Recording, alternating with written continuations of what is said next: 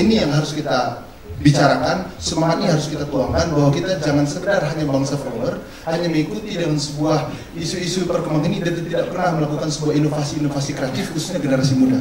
Ini yang harus kita mungkin tangkap dari semangat reaktualisasi spirit konferensi Asia Afrika ini, Pak Dadang. Baik, menarik. Tambahan tadi bukan hanya kedaulatan informasi, tapi diperluas kedaulatan komunikasi. Itu tagline-nya ISKI seingat saya. Ya, baik. Di sini hadir juga Pak Dudi, Kadis Infocom Jawa Barat. Pak, ini kan diselenggarakan di Jawa Barat, khususnya di Kota Bandung. Kalau dulu banyak masyarakat berduyun-duyun ingin melihat para pemimpin negara yang hadir pada saat itu. Tentu saat ini juga sepertinya seperti itu. Tapi apa sebetulnya kemanfaatan yang bisa didapatkan oleh pemerintah daerah maupun masyarakat daerah yang kebetulan kesempatan lagi peringatan konferensi Asia Afrika ini? Silakan Pak Dudi. Terima kasih Pak Dadang atas kesempatannya. Nah, jadi dari nilai spiritnya, Pak, spirit konferensi Asia Afrika ini sampai kapanpun menurut saya ini nggak akan luntur, Pak, nggak akan tetap konteksnya tetap berguna gitu, Pak. Jadi tinggal mungkin zamannya sudah berubah karena zaman sekarang itu zaman yang dipengaruhi teknologi informasi, persaingan yang luar biasa. Nah, persaingan ini menuntut kita daya saing. Nah, spirit konferensi Asia Afrika sendiri mungkin ada nilai-nilai tentang kebersamaan, terus kepemimpinan orang-orang muda dan perdamaian dan sebagainya. Nah, ini tetap juga harus diterapkan juga dalam situasi persaingan yang saat ini kita alami. Nah, oleh sebab itu penduduk masyarakat Bandung, masyarakat Jawa Barat juga melihat peringatan ini tidak hanya sekedar untuk bernostalgia. Yang paling penting juga menanamkan kepada masyarakat kita bahwa saat ini kita menghadapi persaingan yang sangat luar biasa, itu butuh kerjasama di antara kita, di antara masyarakat, dan spirit itu tentu harus kita gunakan juga dalam situasi kekinian. Terima kasih. Ya. Yang pasti juga di luar spirit tadi dengan adanya konferensi Asia Afrika yang ke-60 ini peringatannya, Bandung dipercantik, Pak ya.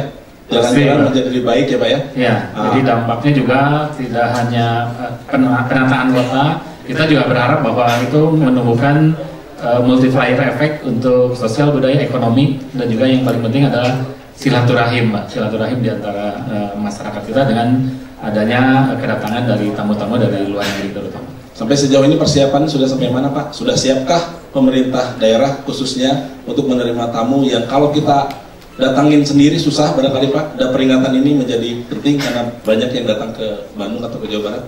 Ya, momen ini juga tentunya momen untuk penataan lingkungan kita, kota kita, supaya lebih baik lagi.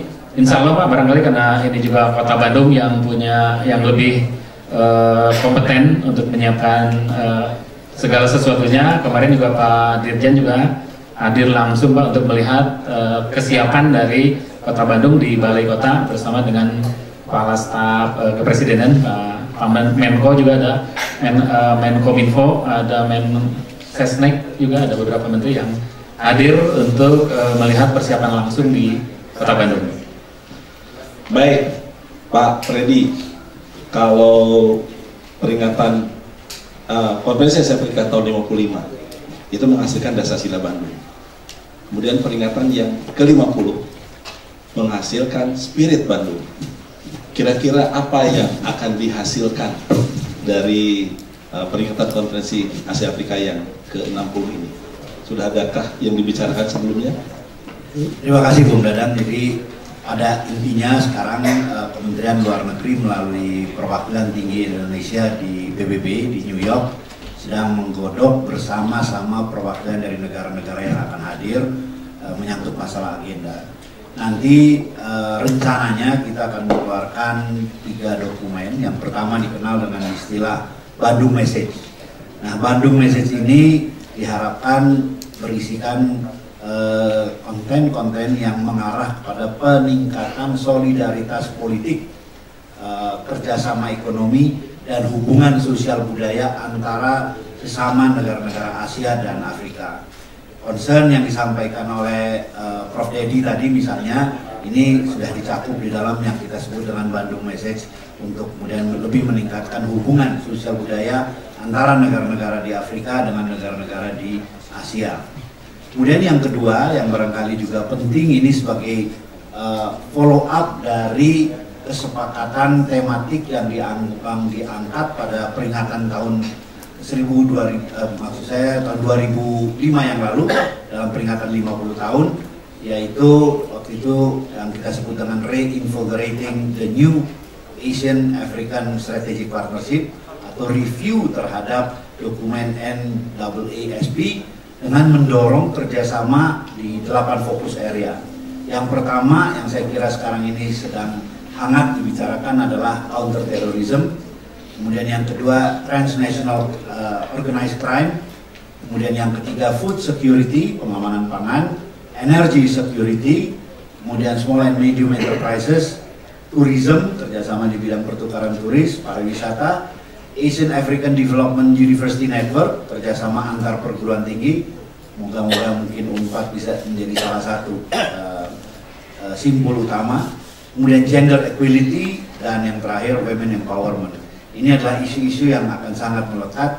Nah, juga di acara puncak pada saat peringatan ke-60 Konferensi Asia Afrika di Bandung ini, kepala-kepala negara tersebut akan menyepakati satu deklarasi yang disebut dengan Declaration on Palestine. Intinya ini adalah dukungan secara konsisten terhadap pendirian negara Palestina dan hak-hak dasar warga Palestina itu sendiri. Ini saya kira 3 dokumen penting yang nanti akan menjadi output yang akan dihasilkan dari peringatan Konferensi Asia Afrika ke-60. Ketiga deklarasi ini, mulai dari Bandung Message, kemudian Declaration of Reinvigorating the New Asian Africa Strategic Partnership, ya Pak ya, termasuk Declaration of Palestine ini pembahasannya dilakukan tentu sebelum tanggal 24 April ya Pak ya. Itu kira-kira melibatkan setingkat apa kalau di pemerintahan, di bukan presiden atau kepala negaranya ya? Jadi sebenarnya peringatannya itu sendiri tanggal 24, tetapi pertemuannya sudah dimulai dari tanggal 19 April di Jakarta Convention Hall, diawali pada tanggal 19 dengan pertemuan pada level, kalau di Indonesia disebut eselon 1 ya. Kami menyebutnya Senior Official Meeting, SOM.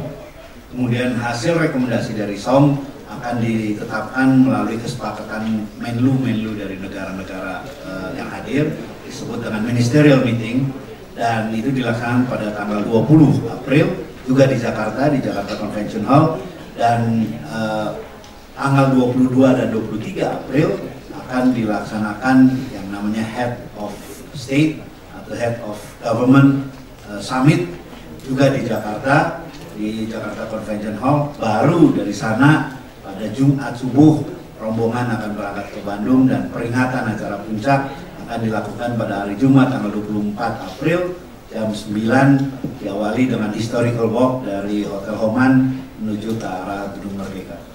Baik, sebelum nanti ke Pak Islami Nur tentang bagaimana respon dari masyarakat dan media merekam itu, kita jeda dulu sebentar.